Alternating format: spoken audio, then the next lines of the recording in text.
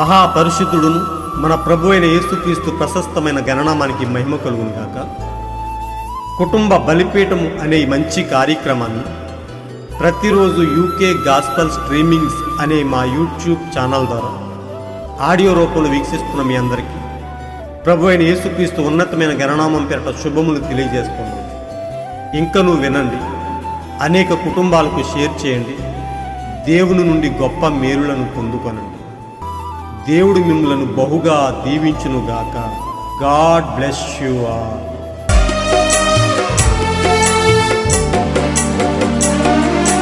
అంత్యకాలములో అపాయకరమైన కాలాలు వచ్చునని ఆత్మ చెప్పియుండెను. అంత్యకాలములో అపాయకరమైన కాలాలు వచ్చునని ఆత్మ చెప్పియుండెను. ఇదే ఆ కాలము, గమనించు సోదరా. ఇదే ఆ సమయము, గుర్తించు సోదరి. ఈ లోక నటన గతించుచున్నది, దేవుని చిత్తమెరిగి వాక్యాన్ని గైకొనుము. అంత్యకాలములో అపాయకరమైన కాలాలు వచ్చునని ఆత్మ చెప్పియుండెను.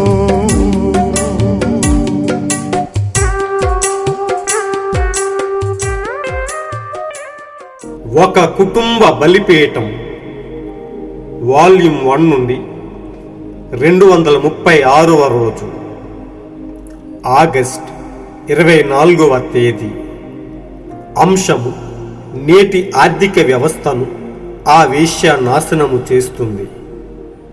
ఈ అంశము కొరకు ఒక వాక్య భాగాన్ని చదువుకుందాం. ప్రకటన 13వ అధ్యాయము 17వ వచనము. ఆ ముద్ర అనగా ఆ మృగము పేరైనను దాని పేరిట సంఖ్య అయినను గలవాడు తప్ప క్రయ విక్రయములు చేయుటకు మరి ఎవనికి అధికారము లేకుండానట్లును అది వారిని బలవంతము చేయుచున్నది. ఈ అంశము కొరకు సమకూర్చబడిన నేటి కుటుంబ బలిపీఠమును చదివి విందాము. ఈ ఉద్యమం మృగానికి నిలబెట్టబడిన ప్రతిమగా మారుతుంది.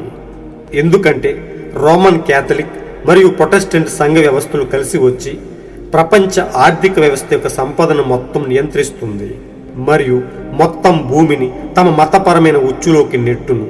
లేదంటే ప్రజలు బ్రతకడానికి అవసరమైన కొనుగోలు మరియు అమ్మకపు వంటి హక్కులను నిరాకరించి వారిని చంపును. ఇది చాలా సులభంగా సాధించబడుతుంది. ఎందుకంటే ఆ వేశ్య యొక్క కుమార్తెలు అనగా ప్రొటెస్టెంట్ సంఘాలు దాదాపుగా ఆమె వద్దకు తిరిగి వెళ్ళిపోయిరి. ఈ లోపు రోమ్ దాదాపుగా బంగారం సరఫరాన్ని మొత్తాన్ని సంపాదించుకుంది. యూదుల వద్ద బాండ్లు మరియు కాగితపు డబ్బంతా ఉంది. ఆ వేశ్య సంఘము కాగితపు డబ్బంతటిని వెనక్కి పిలిచి బంగారాన్ని డిమాండ్ చేయడం ద్వారా ప్రస్తుత ఆర్థిక వ్యవస్థను నాశనము చేస్తుంది. బంగారం లేకపోతే వ్యవస్థ కుప్పకూలిపోతుంది. యూదులు ఉచ్చులో పడి రోమ్తో కలిసిపోవును. అంతటా వేశ్య సంఘము ప్రపంచమంతటిని తన గుప్పెట్లోకి తీసుకొనును. ఫిలదెల్ఫియా సంఘకాలం నుండి సేకరింపబడినది. సంఘములో ఉన్న సంపద గురించి మాట్లాడండి.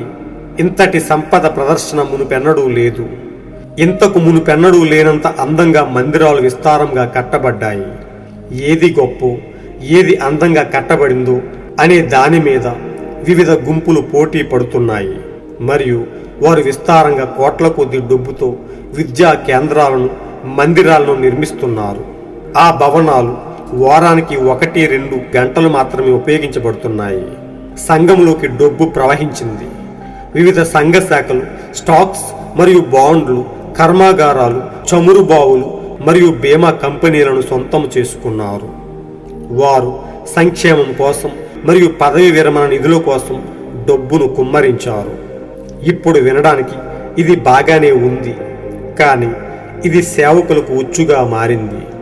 ఎందుకంటే మరింత వెలుగు కోసం లేదా దేవుని ప్రేమ కోసం వారు తమ గుంపుల్ని విడిచిపెట్టాలని నిర్ణయించుకుంటే వారి పెన్షన్లు, వారి రాబడిని కోల్పోతారు. అనేకులు దానిని తట్టుకోలేక తమ ఒత్తిడి గుంపుతోనే ఉండిపోతారు. ఇది చివరి కాలమని మర్చిపోవద్దు. ఇశ్రాయేలు తిరిగి పాలస్తీనాకు వెళ్ళింది కాబట్టి ఇది అంత్యకాలమని మనకు తెలుసును. ఆయన నిజంగా వస్తున్నాడని మనం నమ్మితే అంతంత భారీగా నిర్మించే వారిలో ఏదో లోపం ఉంది.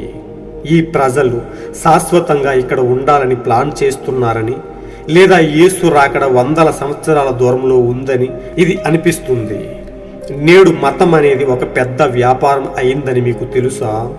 సంఘాలలో ఆర్థిక విషయాలను చూసుకోవడానికి వ్యాపార నిర్వాహకులను నియమిస్తున్నారనేది సంపూర్ణ వాస్తవం. దేవుడు కోరుకునేది ఇదేనా? అపోస్తుల కార్యముల పుస్తకములో ఆయన వాక్యము, పరిశుద్ధాత్మ మరియు విశ్వాసంతో నిండిన 7 పురుషులు అనుదిన పరిచర్యలు ప్రభువుకు సేవ చేశారని మనకు బోధించలేదా? అందుకే దేవుడు మీరు ధనవంతులని చెబుతున్నారు, ఆయన అలా ఎందుకు అన్నాడో మీరు ఖచ్చితంగా చూడవచ్చును. రేడియో కార్యక్రమాలు, టెలివిజన్ కార్యక్రమాలు మరియు అనేక చర్చి కార్యక్రమాల కోసం కోట్ల కొద్ది రూపాయలు ఖర్చు అవుతున్నాయి. సంఘంలోకి సంపద కుమ్మరించబడుతూనే ఉంది. డబ్బుతో పాటు సభ్యత్వం కూడా పెరుగుతూ ఉంది. కానీ ఒకప్పుడు డబ్బు లేకున్నను పురుషులు కేవలం పరిశుద్ధాత్మ ద్వారా వారికి ఇవ్వబడిన సామర్థ్యంపై మాత్రమే ఆధారపడినప్పుడు జరిగినంత పని ఇప్పుడు జరగడము లేదు.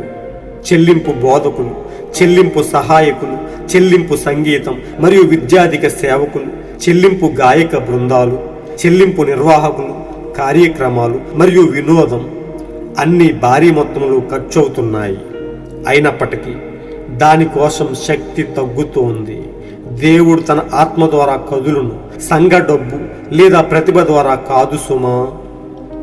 లవోదికీయ సంఘకాలం అనే వర్తమాన భాగము నుండి సేకరింపబడిన ఎంతో బయలుపాటును కలిగించే అంశము.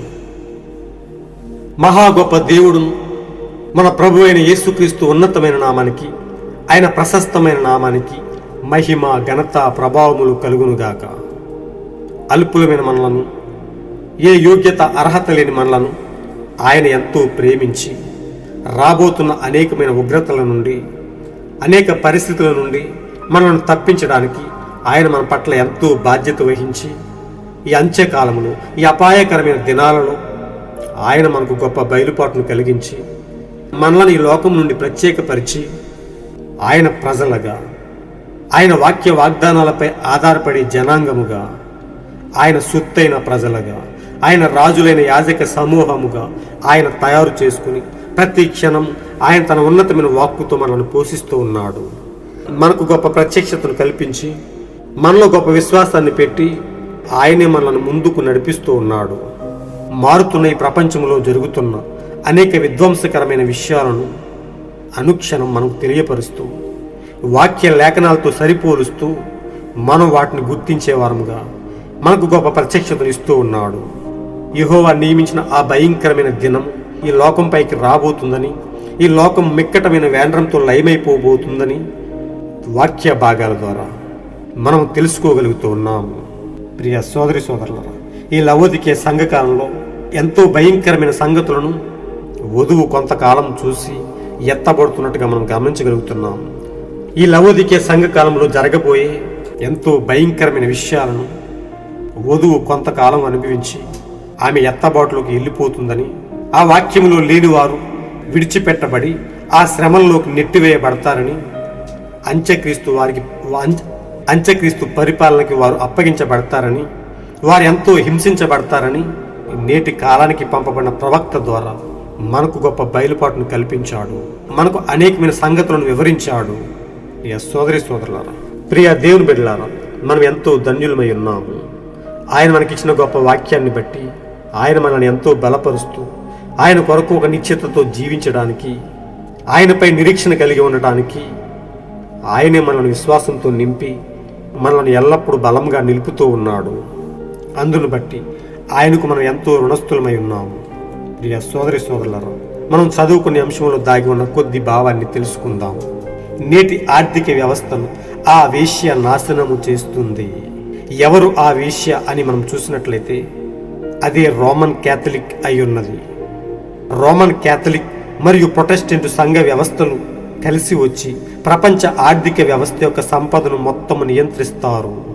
నేడు ఈ ప్రపంచంలో ఉన్న అనేకమైన సంఘ శాఖలు వాటి హక్కులను రోమన్ క్యాథలిక్ సమర్పించుకుని వారందరూ కలిసి WCCగా వరల్డ్ కౌన్సిల్ ఆఫ్ చర్చెస్గా ఏర్పడుతూ ఉన్నారు.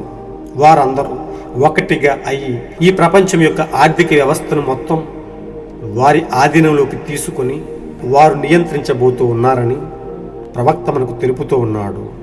మనం చదువుకున్న వాక్య భాగంలో ఆ ముద్ర అనగా ఆ మృగము పేరైనను దాని పేరిట సంఖ్య అయినను గలవాడు తప్ప క్రయ విక్రయములు చేయుటకు మరి ఎవనికి అధికారము లేకుండానట్లు అది వారిని బలవంతము చేయుచున్నది.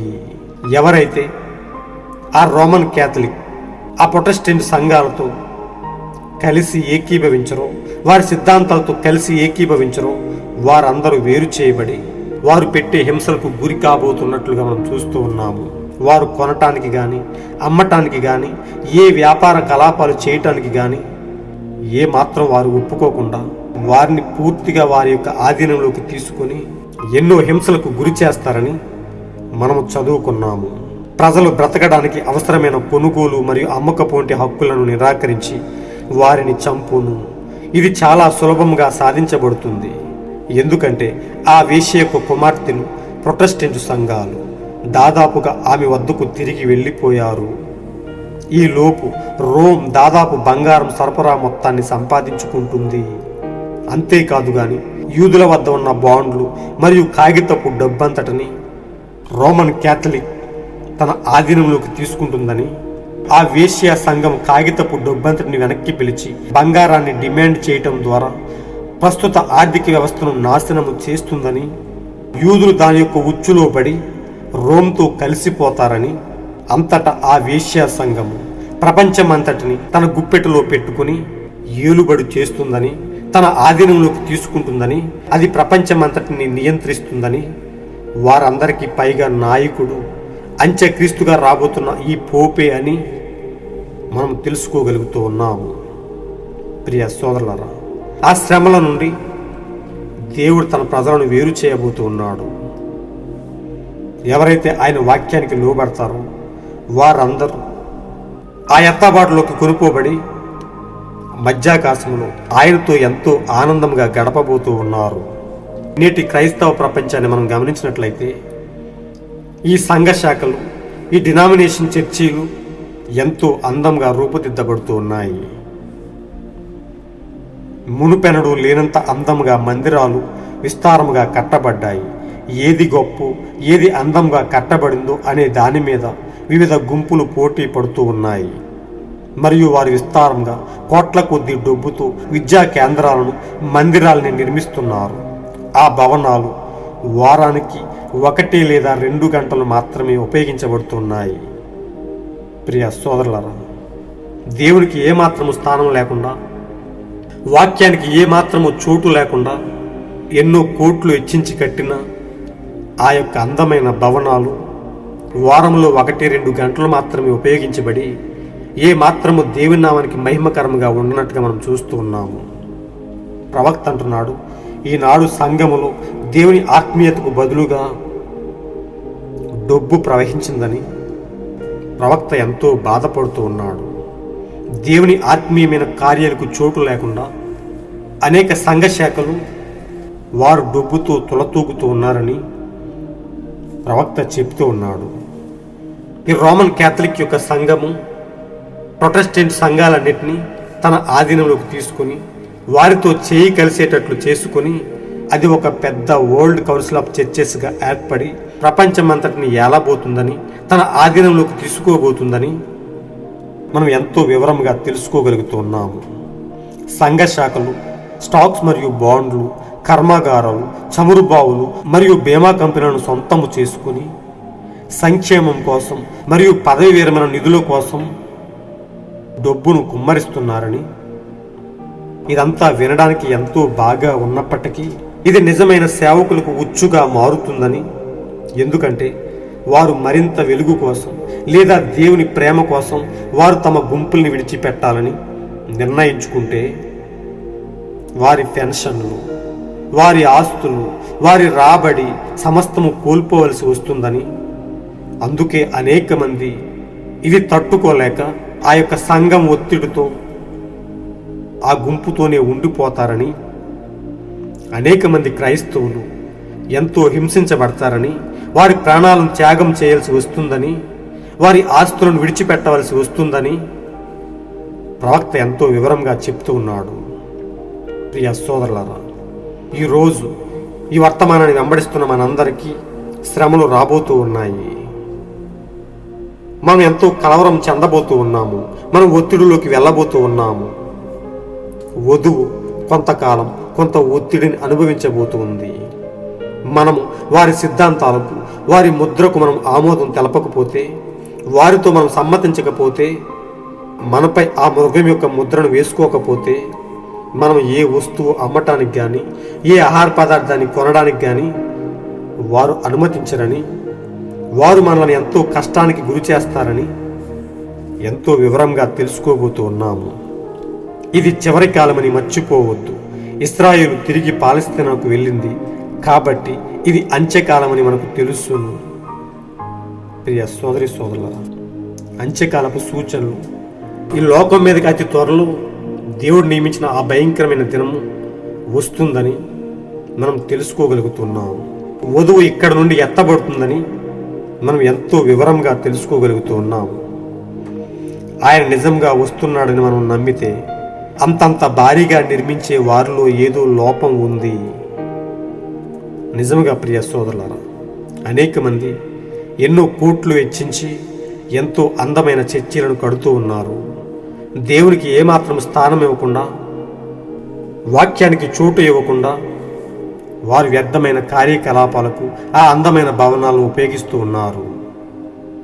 వారు అంత అందమైన కట్టడాలను కట్టుకుంటూ ఉన్నారంటే, అంతంత భారీగా నిర్మిస్తూ ఉన్నారంటే దేవుడు వస్తున్నాడని, తన ప్రజలను తీసుకుని వెళ్ళిపోతాడని, ఇది స్థిర నివాసము కాదని వారు గుర్తించలేకపోతూ ఉన్నారని, వారు ఇంకా దేవుని రాకడ 100 సంవత్సరాలు ఉందని వారికి అనిపిస్తుందని ప్రవక్త చెప్తూ ఉన్నాడు. నేడు చర్చిల్లో జరిగే అనేకమైన కార్యకలాపాలను ప్రవక్త గుర్తు చేస్తూ ఉన్నాడు. నేడు మతం అనేది ఒక పెద్ద వ్యాపారం అయిందని మీకు తెలుసా? సంఘాలలో ఆర్థిక విషయాలను చూసుకోవడానికి వ్యాపార నిర్వాహకులను నియమిస్తున్నారనేది సంపూర్ణ వాస్తవం. దేవుడు కోరుకునేది ఇదేనా? నేడు సంఘాల్లో జరిగేది ఆత్మీయతకు బదులుగా డబ్బుకు సంబంధించిన కార్యకలాపాలు, దాన్ని కాపాడటానికి ట్రస్టీ బోర్డు వ్యవస్థలు అనేకమైనవి నిర్వహించి దేవునికి ఏమాత్రం స్థానం లేకుండా వారు ఎంతో డబ్బు గురించి మాట్లాడుతూ ఉన్నారు. అందుకే దేవుడు అన్నాడు, లవోదికే సంఘకాలని గుడ్డిదని దిగంబురాలని ఎంతో గట్టిగా హెచ్చరిస్తూ ఉన్నాడు. ప్రియ సోదరి సోదరులారా, ప్రియ స్నేహితులారా, ఇలాంటి విషయాలను వినడానికి మనం ఎంతో ధన్యులమై ఉన్నాము. దేవుడు అన్నాడు, నేను ధనవృద్ధి చేసుకున్నానని మీరు చెబుతున్నారు, మిమ్ములను నా నోటి నుండి ఉమ్మివేయాలని ఉద్దేశిస్తున్నాను. మీరు చల్లగానైనను వెచ్చగానైనను లేరు కాబట్టి మిమ్ములను నా నోటి నుండి ఉమ్మివేయాలని ఉద్దేశిస్తూ ఉన్నాను. ప్రియ సోదరి సోదరులారా, ప్రవక్త అంటున్నాడు, ఆయన అలా ఎందుకు అన్నాడో మీరు ఖచ్చితంగా చూడవచ్చును. రేడియో కార్యక్రమాలు, టెలివిజన్ కార్యక్రమాలు మరియు అనేక చర్చి కార్యక్రమాల కోసం కోట్ల కొద్ది రూపాయలు ఖర్చు చేస్తున్నారు. సంఘంలోకి సంపద కుమ్మరించబడుతూనే ఉంది. డబ్బుతో పాటు సభ్యత్వం కూడా పెరుగుతోంది.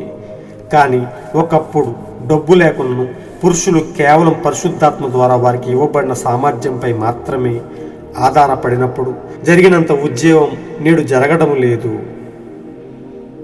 నేడు సంఘాల్లో ఆత్మీయతకు బదులుగా, దేవుని నామానికి మహిమకరంగా జరగాల్సిన కార్యక్రమాలకు బదులుగా చెల్లింపు బోధకులు, చెల్లింపు సహాయకులు, చెల్లింపు సంగీతం మరియు విద్యాధిక సేవకులు, డబ్బు కోసం పాడే గాయకులు, డబ్బు కోసం పనిచేసే నిర్వాహకులు. ప్రియ సోదరి సోదరులారా, ఈ విధముగా చూస్తే ఎన్నో విషయాలు ఆత్మీయతతో జరగాల్సిన అనేకమైన విషయాలు డబ్బుతో ముడిపడి సమస్తాన్ని జరిగిస్తున్నట్టుగా మనం చూస్తున్నాము. భారీ మొత్తంలో డబ్బు ఖర్చు అవుతున్నాయి. అయినప్పటికీ దానికోసం శక్తి తగ్గుతోంది. దేవుడు తన ఆత్మ ద్వారా కదులును, సంఘ డబ్బు లేదా ప్రతిభ ద్వారా కాదు. ప్రియ సోదరి సోదరులారా, నిజముగా నేడు సంఘాల్లో జరిగే దేవునికి చోటు లేని కార్యక్రమాలు అంతా డబ్బుతో ముందుకు తీసుకువెళ్తున్నట్టుగా మనం చూస్తున్నాము. ఆ విషయాన్ని మనం గమనించినట్లయితే రోమన్ క్యాథలిక్ సంఘము సమస్త ప్రపంచాన్ని, ఈ క్రైస్తవ సంఘ శాఖలన్నిటిని వారందరినీ తన చేతిలో పెట్టుకొని ఈ ప్రపంచం అంతటిని తన మత బోనులోకి లాగుకొని వారిపై ఎంతో ప్రభావం చూపబోతుంది. వారందరినీ తన ఆధీనంలోకి తీసుకోబోతుంది. ఒక్క వధువును తప్ప. వధువు మాత్రం దాని ముద్రను కానీ దాని పేరును కానీ ఏమాత్రం వేయించుకొనిదై, దాని సంఖ్యను కానీ ఏమాత్రం పొందుకోనిదై తాత్కాలికంగా కొన్ని కష్టాలు అనుభవించినప్పటికీ వధువు ఎత్తబడి క్రీస్తుతో ఆ మధ్యాకాశంలో పెండ్లి విందులో పాల్గొబోతుందని మనం ఎంతో నిశ్చయతతో, ఎంతో నిరీక్షణతో ఎదురు చూస్తూ ఉన్నాము. దేవుని వాక్యానికి చోటు లేని సంఘ శాఖలైతే విడిచిపెట్టబడి ఆ మృగయం యొక్క ముద్రను వేయించుకొని వారు నశించిపోవడానికి సిద్ధంగా ఉన్నట్టుగా మనం చూస్తూ ఉన్నాము. దాని యొక్క ప్రభావానికి, దాని ఒత్తిడికి లోబడిన అనేక మందిని అది ఎంతో హింసించి వారి ఆస్తులను తీసుకొని వారిని అనేకమైన ఇబ్బందులకు గురిచేసి అనేక మందిని చంపి ఎన్నో భయంకరమైన కార్యక్రమాలు చేయబోతుందని మనం ఒక బయలుపాటుతో తెలుసుకోగలుగుతున్నాం. ప్రియ సోదరులారా, నేడు మనం వాక్యంతో నిలబడకపోతే, వాక్యాన్ని మన హృదయంలో అన్వయించుకోకపోతే మనం నశించిపోయే జాబితాలో మిగిలిపోతాం. ప్రియ సోదరులారా, దేవుడు మన కొరకు పంపిన గొప్ప వాక్యాన్ని, ఈ కాలానికి పంపిన గొప్ప ప్రవక్తను మనం ఎల్లప్పుడూ గౌరవించి ఆయన తెచ్చిన శక్తి కలిగిన వాక్యాన్ని మన జీవితాలకు అన్వయించుకుని ఆ వాక్య ప్రకారం జీవిందాం.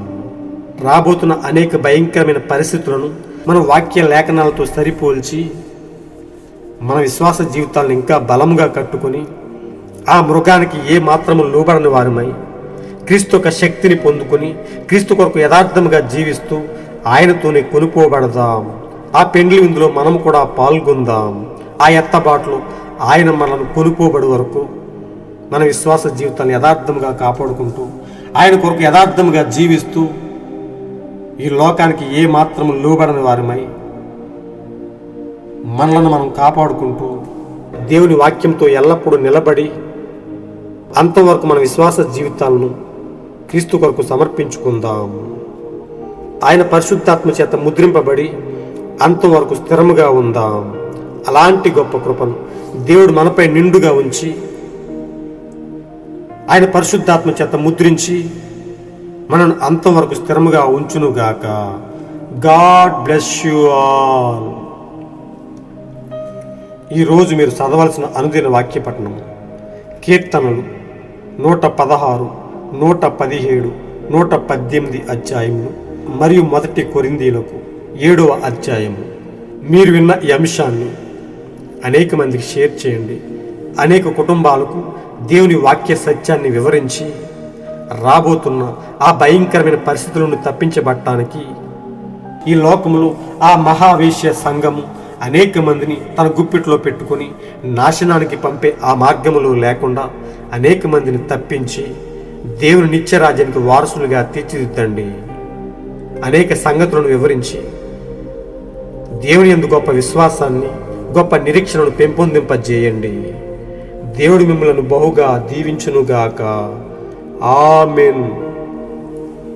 ఒకే ఒక్క దేవుడును, మన ప్రభు అయిన యేసుక్రీస్తు యొక్క కృపా కాపుదల, ఆయన యొక్క అన్యోన్య సహవాసము, ఆయన యొక్క పరిశుద్ధాత్మ యొక్క నాయకత్వము మనతో ఎల్లప్పుడూ ఉండి మనల్ని ముందుకు నడిపించునుగాక. రాబోతున్న ఆ భయంకరమైన పరిస్థితుల నుండి మనల్ని విడిపించి ఆయన నిత్యరాజ్యానికి కొనుక్కోబడునుగాక. షాలోమ్. స్వార్థ ప్రియులు మనుషులు, సజ్జనా ద్వేషులు, సుఖభోగులుగానున్న చచ్చిన శవములు, సంఘాలను వీరు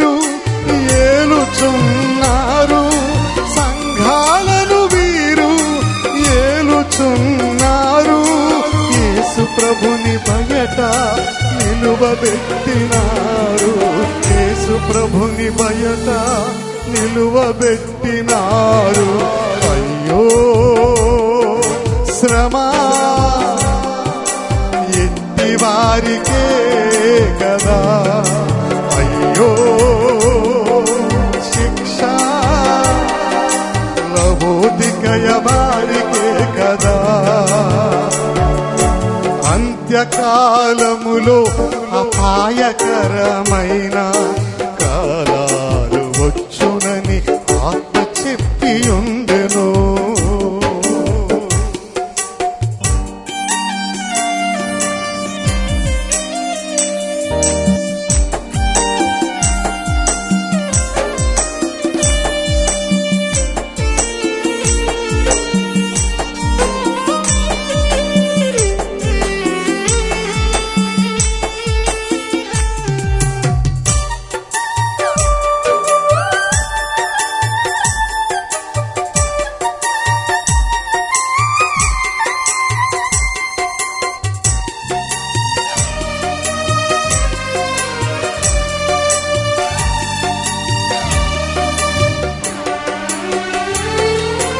గర్వాంధులు మనుషులు, అనురాగరహితులు, ధనాపేక్షులయ్యున్న అజితేంద్రియులు.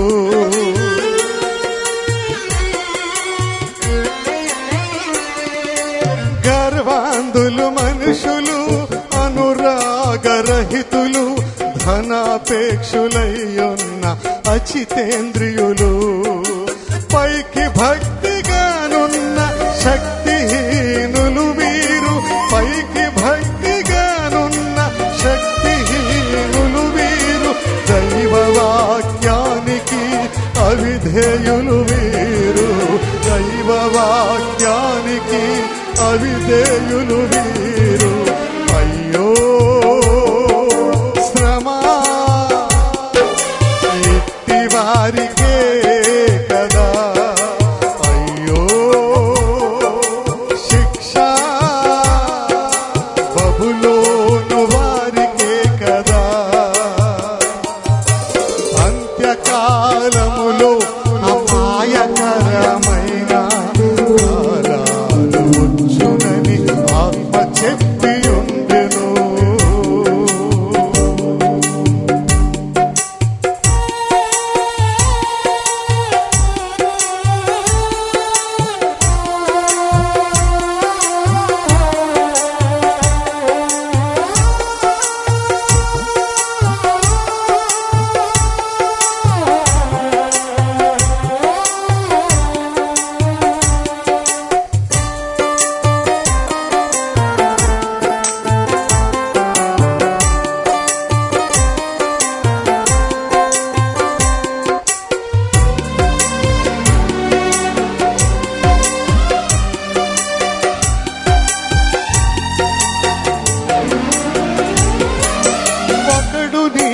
మూలముగా ఆత్మ మూలముగా జన్మించడమే క్రొత్త జన్మయగును.